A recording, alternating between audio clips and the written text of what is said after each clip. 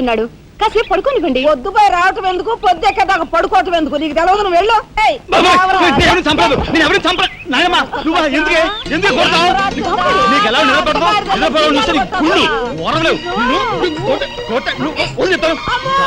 నిద్రపోకుండా కొట్టుకొని పై చేస్తుంటావు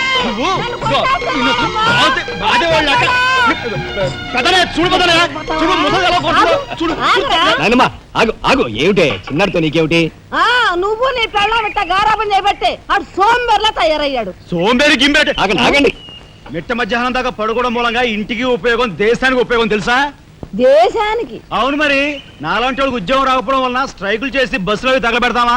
అలాంటివి ఏమీ చేయకుండా యువతలు నిద్రపోవడం మూలంగా దేశానికి ఎంత ప్రశాంతత.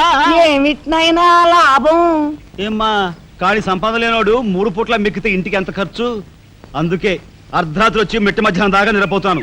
దాని మూలంగా రాత్రి భోజనం, తెల్లారి కాఫీ, టిఫిన్